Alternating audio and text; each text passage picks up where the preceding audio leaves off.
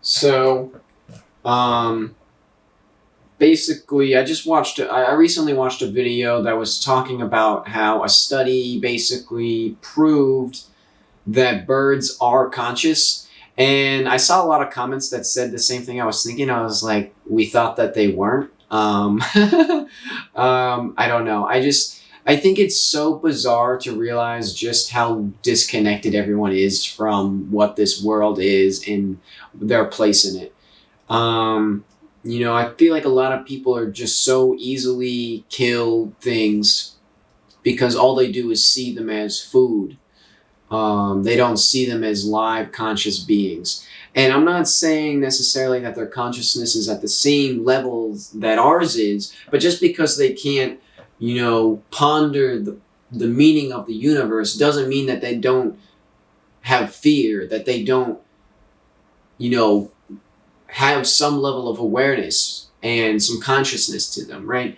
And so, it's not just birds that have this. Like almost everything has it. There's in this study they mentioned, or in this video talking about this, they mentioned that ants have some level of self awareness, and there's this test that is given to they put a mirror in front and test to see if they try and wipe like a dot that's on them off, because if they look in the mirror and try and wipe off the dot, that means that they recognize that that is them in the mirror. And in order to recognize that that is you in the mirror, you have to have an understanding of what a you is, an understanding of self, and an awareness of your appearance, and a recognition of what you look like, and all these things. And so in order for an ant, like we're talking tiny, like tiny little insects have a level of self-awareness to them. That is huge, because it means that when you go around justifying your actions, saying only humans are conscious and humans are superior to everyone and everything, uh you know it's it's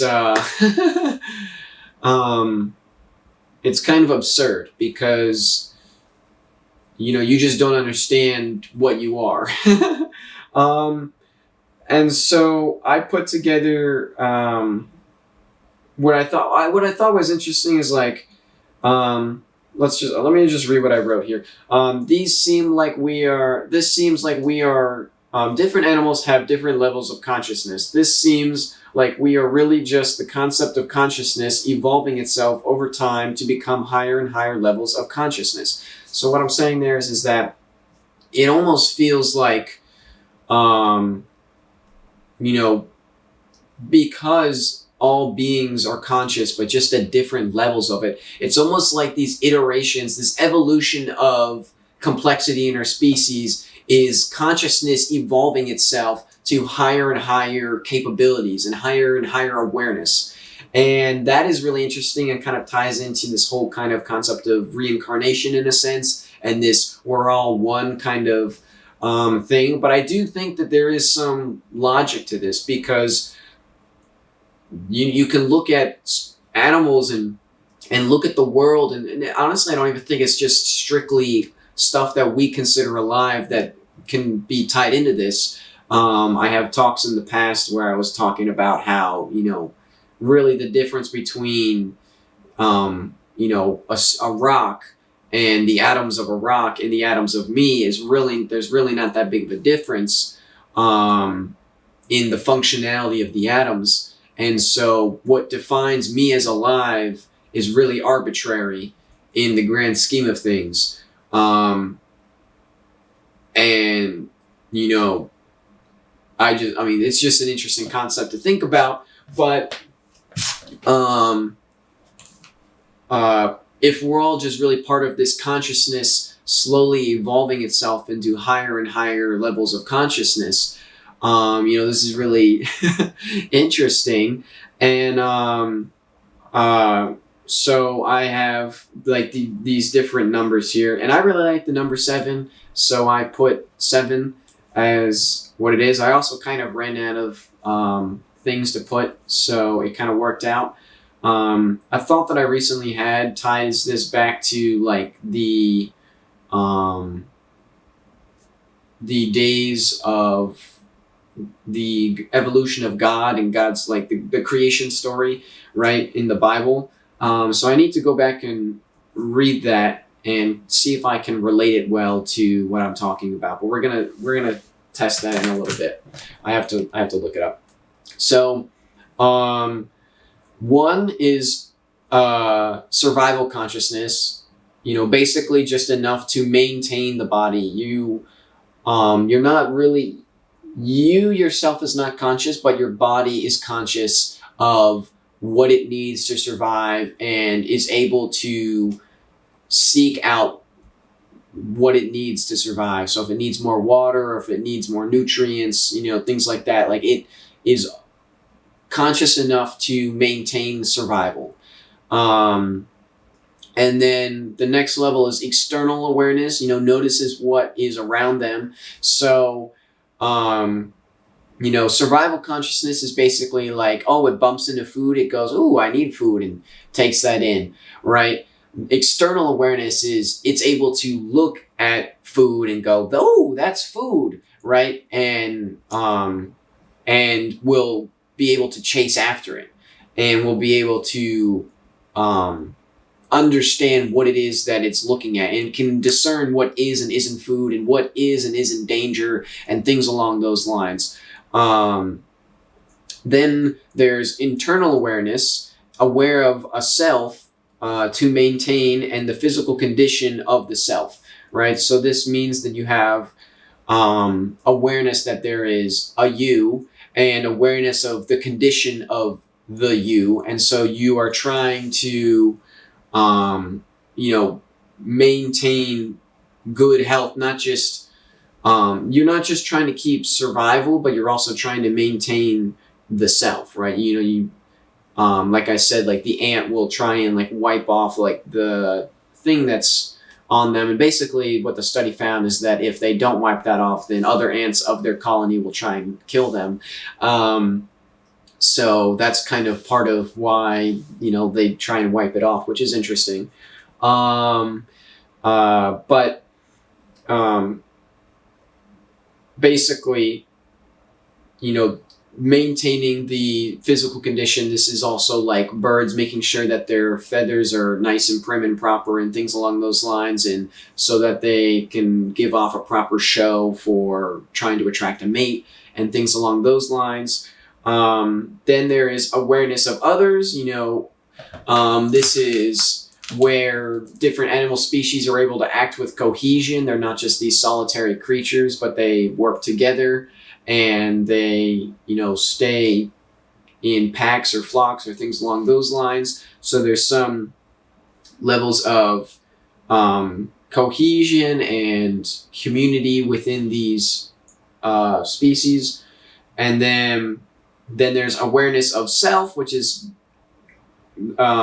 allowing self-reflection and analysis of the world. So being able to learn and apply what is learned. So there are certain birds that can do this. There's, like obviously chimps and, other species like that are capable of this. And there's, more examples of species that are actually able to do these things. But it's being aware of, the self-reflection and analysis of the world, your thoughts, and also people's thoughts of you. This starts to get into also humans. Obviously, humans have this consciousness, and so you can basically every human, one thing I'll also say here is, so I'm relating this to animals and stuff, but every human basically goes through these phases as they grow up, in theory. Actually, it's not every human goes through these phases, but ideally every human would go through these phases. Some don't, their evolution never finishes, right? They get their growth is stunted or something. So they don't actually fully evolve. They don't fully grow up. Um, and that's how you just get uh, a lot of problems. But um, so the human will start as a survival, which is like the baby basically. And then the baby will start to grow up, takes in lots of information and things, and how develop external awareness, then internal awareness, and then there's it starts to understand, like have awareness of others, and recognition and stuff. So it's like saying like mama, dada, things like that. Starting to have awareness of others. Then there's awareness of self, and as a kid grows up, they start to learn more things and start to apply what they've learned and kind of learn more effectively, I would say. And then they start to kind of develop their own worldview and things along those lines. And then so now we'll get into consciousness. Number 6 is consciousness of your internal consciousness, able to see your thoughts and actions and realize, or really I won't say see, but able to realize or notice your thoughts and actions and realize why you did them and adjust your behavior to improve yourself. So this 6th level is most likely just in humans, but it's basically being able to, or I wouldn't say it's strictly in humans, but it's the most commonly found in humans. However, not all humans even get to this point, which is a thing. But so, internal consciousness, being able to realize, wow, I'm being a jerk, and then taking steps to change that behavior and be like, wow, I'm really mean to everyone. Why am I so self-destructive? I should really fix that, and then working towards making that change, right? And so level 7 is conscious of the external consciousness, consciousness of the external consciousness. So able to see the behavior of others and the world and understand it, can see what actions are needed for improvement. So at this 7th level, this is, I would say, the optimal spot. This is as far as I wrote here, most likely because this is as far as I've gotten.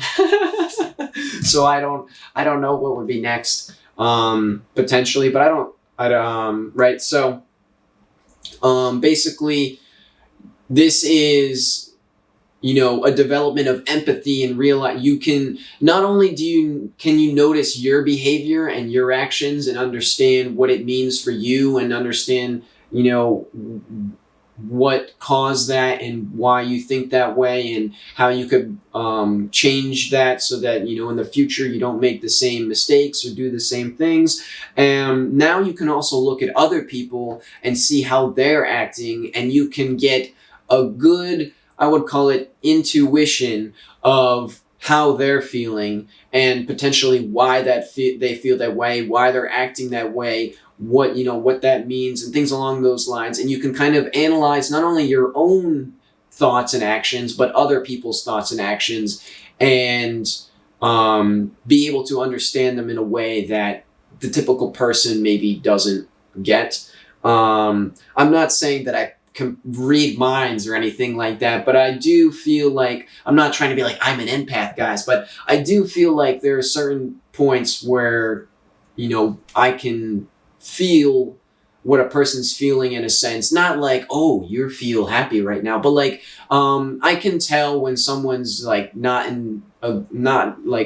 happy, right? Like it's certain actions are like, oh yeah, I'm fine, but it's obvious that they're not. And things along those lines. I'm not going to get into it too much because it's not a big deal. But then the other part is being conscious of the world and the behavior of the world, and being aware of nature and nature's patterns and how nature works, and then extrapolating that to, the rules of reality and things along these lines. And this is, again, a point of potential. Maybe I'm not as aware as I think I am, right? Because I think that I'm seeing the world in a way that no one else really is. And I'm finding a lot of evidence to point towards me being correct. However, no one else is agreeing with me yet. So I don't, while I have a lot of evidence, I don't have an effective confirmation yet to back up my basically thesis. And so we're still in the peer review phase, and honestly, we may not even be in peer review yet. We're still in research and development, but eventually we will be in peer review in theory. And once we get the peer review phase, I think that it'll be a quick turnaround, hopefully, to publication and accepting of this theory. Right. So basically, the way I see the world and things along those lines is built off of my understanding of what I observe in the world and what I've seen in the world, and how I can relate what I've seen in the world to other things in the world. And it's very often the case that things tend to mirror or reflect each other, right? There's a lot of copying and pasting, right? The behaviors are very similar in a lot of places. And the reason for this is not just like because it can be, it's because it's what works. It's because it's the optimal method for existence.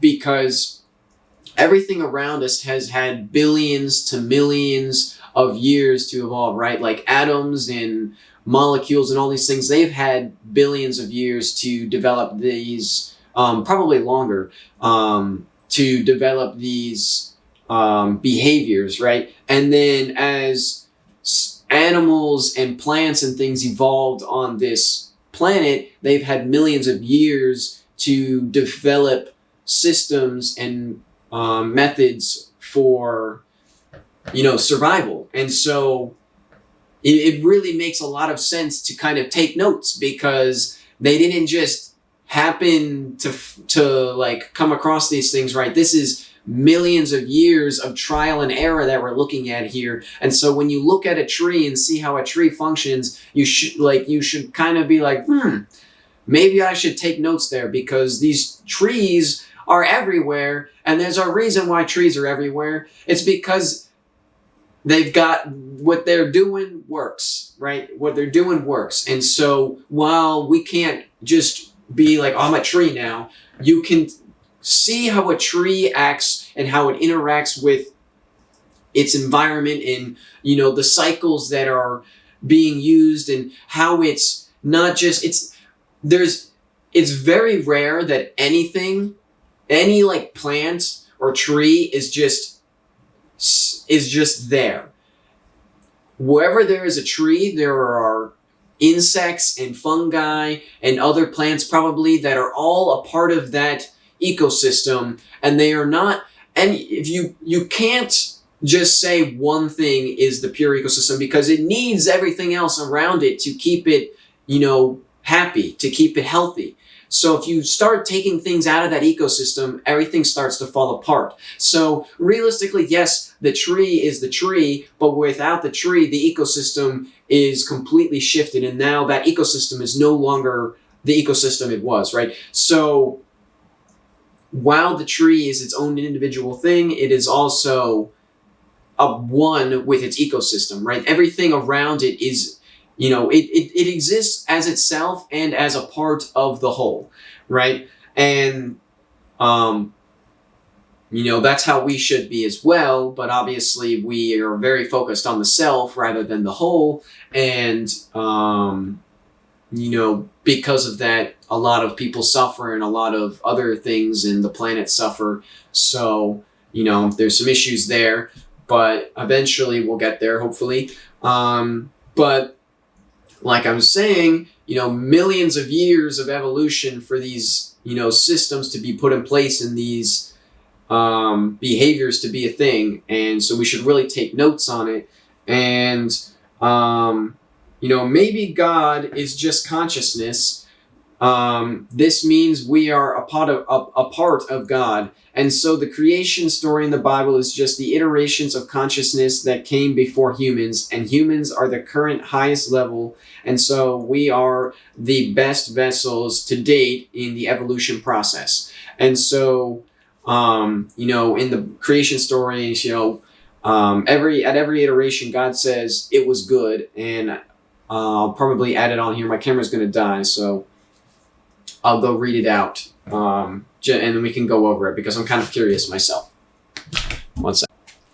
All right, so continuing from where I was, so there's the 7 days of creation, right? And so this quick summary right here says day 1 was light. So, on the consciousness scale, like I said, I think that atoms are really are conscious in a sense, because in my theory, basically they are conserving energy and trying to maintain a sense of balance and maintain the energy that they're holding and try and reach points of stability, and things along those lines. So in a sense, there is a survival to matter, and I think that photons are matter just on a smaller scale, right? So photons are basically released, right? These photons, because they're matter, slowly collect into larger and larger mass. Then we get day 2, which is, it says atmosphere and firmament here. And so we could see this as hydrogen, right? As gases, starting to form light, the lighter elements, start to be a thing, right? Hydrogen and helium are the main things, right? And then day 3, it says dry ground and plants. So we could potentially, argue that, dry ground in plants is the heavier metals, are like heavier atoms like metals and stuff like iron and things along those lines starting to form. And then we could potentially see plants as maybe molecules. And then sun, moon, and stars is, I feel like that's, I don't know. I'm torn on that because I feel like that's kind of redacted. I feel like that's not what it's supposed to be. I feel like whatever was there got scratched out and replaced with this, and potentially that was done a very long time ago. But I don't know, right? And because it never makes sense in any context when you try and like walk through this creation story, because the sun, moon, and stars would be like in the current track I'm running right now would have formed, at light and and then also at like solid. They would have formed at somewhere around day 2 into day 3 is where the sun, moon, and stars would have been a thing. I mean, realistically, I don't know if that's even true. I mean, well, yeah, no. Probably day 2 into day 3. Yeah, day 2 into day 3 is where the sun, moon, and stars should be in this current theory that I'm running here, this current analogy that I'm running. But in the general story, sun, moon, and stars should be on day 1. That's what light is. So no matter how you look at it, the sun, moon, and stars being created there doesn't make sense. And it's just really out of place because all the other stuff lines up pretty logically. And for a non-scientific writing, that is weird, in my opinion. They didn't have to do it in days, for one. That's one thing that's interesting. It does not have to take 7 days. right? And we say, oh, 7 days is a week. No, 7 days is a week because of this. 7 days is a random, arbitrary choice of number, and the things that happen on each day is an arbitrary choice as well. And someone just wrote that down at some point, right? And the fact that it is as accurate and as close as it is just bizarre to me. And I feel like it's not really mentioned, but like, you got to think about this. Bible was written before evolution was a theory, and yet it still tracks with evolution. Like, I do want to point that out, because I do think that is a bigger deal than everyone makes it out to be. These days come before evolution, come before science, and yet they track what science has discovered to be true. And I think that is very interesting and very important. And like, and that is why I feel like day 4 was redacted. And I don't know what it would have been, but realistically, it probably should have been something like dinosaurs or something. But whoever read it was probably like, "What the heck is that? That's garbage. Let's get rid of that. Let's put sun, moon, and stars there, because like that's not mentioned yet, because they didn't know that.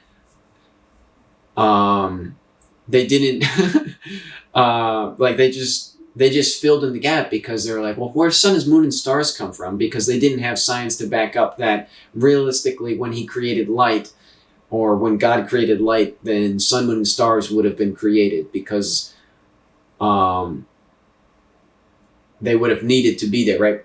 So I just think that that's interesting. So I don't know. I like, maybe I'm wrong, and maybe that's how it's always been, and it just doesn't make sense, or it does make sense, and I just don't understand why. But I don't like day 4. I feel like day 4 is a phony. It's just I don't know. And then day 5, birds and sea creatures. So we could, going off of what I was saying, right? Then dry ground and plants being like solid matter and then molecules. Then day 4 would be, single cell life. And then we would then go into sea creatures and birds. And then from sea creatures and birds, then we go into land mammals and humans on day 6.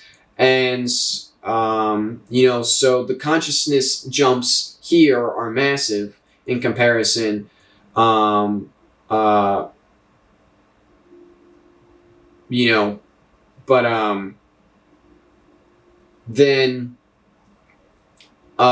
basically after humans are created, according to the story, God says, I did it. All right, peace out, guys. I'm going to bed. And then that's the end of that, right? So I think that this is interesting, because to me, humans are created in day 6. God goes to bed in day 7, right? So potentially what it is that if consciousness is God, right, and that God is really just like we're all like a part of God, because we're all God's children, right? We all have a piece of God's consciousness within us, right? If God created humans, with consciousness, and so the humans have consciousness, and God is consciousness, but then God goes to sleep, then the humans would not realize that they are God and that they have consciousness, right? And so they would be in this state of unconsciousness, basically, because God is sleeping. But day 8, God wakes back up, and then, who knows what gets made in day 9, right? Right. So currently, I did a talk about this. I think we're in day 7. God is still sleeping, but slowly the collective consciousness of people, I think, is starting to wake up, and there are people starting to realize what this world really is, and starting to, have that higher level of consciousness, and getting to this seventh level of consciousness or whatever, basically, because, I don't know. I just to me, it just makes sense. But, sure, it's a bunch of woo woo woo woo or whatever, right? But I don't know. It seems like a logical conclusion to make. Not necessarily provable in the short term, but if enough people keep waking up, then I guess we'll find out soon enough, right? And I don't think that it is hubris to think that, we are God. Because I'm not saying that we are God. I'm saying that, or like I am God, or like you are God. Like, no, it's a collective thing. This whole planet, everything on the planet is God. However, we are only a piece. We're only a piece of the puzzle, right? And the puzzle is just not aware that it's a puzzle at this time. And so, the pieces are kind of all over the place and scattered. But slowly, they're starting to find their place again. And as everything starts to find its place again, it'll all make sense. But right now, everything's still scattered. And, there are pieces that are actively blocking other pieces from getting to where they need to be. And because of that, it's taking a little bit, but, there's really no rush, I guess. But ideally, it'll be sometime soon, right? And then when that happens, then, sky's the limit, right? Maybe literally. Maybe we go beyond from there. Once we've got our stuff together and we've, solved the problems on Earth, then we can go to the stars. Let's focus on figuring out how to fix the problems here before we go elsewhere, right? Because all we're going to do is mess it up again if we don't learn from our mistakes. So, yeah. Anyway, I think that going by what I'm saying here is pretty cool, makes sense. And day 4 being like single cellular life or singular cellular life into dinosaurs and stuff, which maybe you don't even need to put dinosaurs on there because it's kind of implied with birds and things along those lines. But, if single cellular life was on this list as the day 4 at some point, whoever read that would have been like, what even is that, right? And they would have gotten rid of it because there was no science, there was no evolution, right? So they don't care. So they would have crossed that off and they would have said, that's literally nonsense. Let's just get rid of that. That doesn't make any sense, right? Because they wouldn't have known at the time, because whoever had the consciousness to write down this list of days must have been really popping off for their time, because like I said, there was no science, there was no evolution. So for what reason would they assume that fish and birds were made before, like mammals on land? Like what was running through their head that made them think that, the fish and the birds came before mammals and humans, right? What was the logic there? Because if God made us and humans are the best, shouldn't he have made us first, right? Wouldn't that have been the logic of a human? We're the best, so we must have been first. Why would we have been the last thing God created? Why would that have been the conclusion? Save the best for last? Why would that have been the case? Why would we assume that that's how God functioned? Because when you look at it from that light, the only reason why you would conclude that is because God made mistakes before he made his masterpiece, right? And that points to God being fallible and not being perfect and having to learn from experience in order to create a better iteration each time. And that implies, a human side to this quote unquote God, all knowing, all powerful being. That doesn't make sense. God doesn't need practice. God's got it all figured out, right? So humans should have been the first thing God created, because humans are the best, right? Humans are the best, right? So they should have been first, but we're last.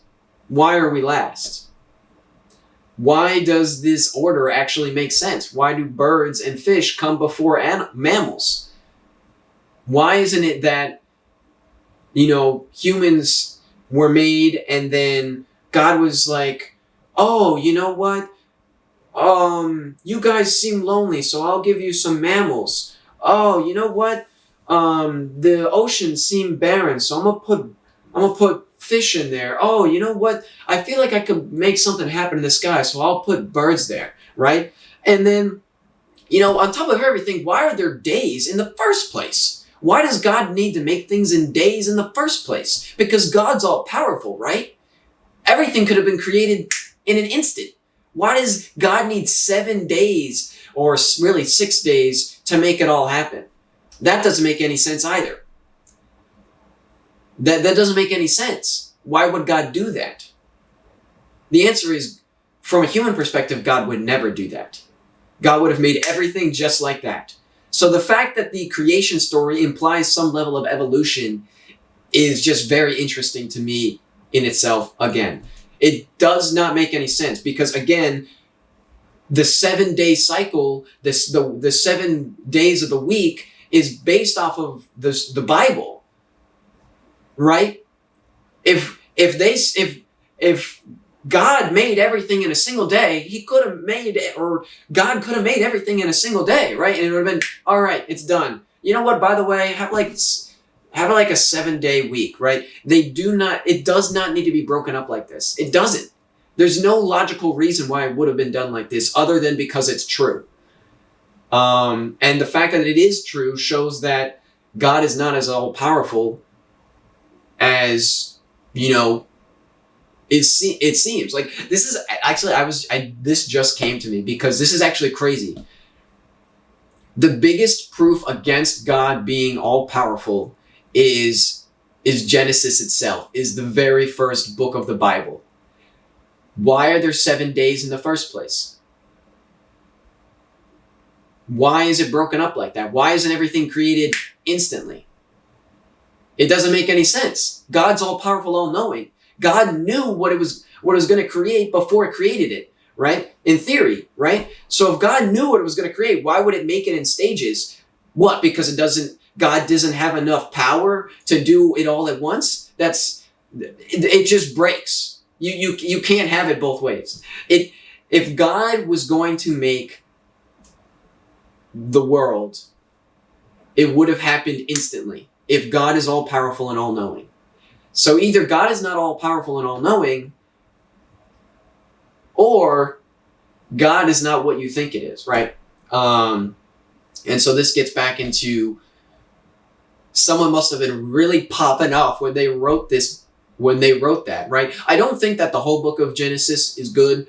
I think a lot of it is just humans writing some stories, but this creation story is top notch. I think that, like I said, day 4 has been redacted potentially, but the fact that it plays out like this is just so weird to me. And the more that I think about it, it really doesn't make any sense. And I think that that's interesting. So I'm going to leave it at that. But yeah, consciousness evolving. Very interesting. Peace out.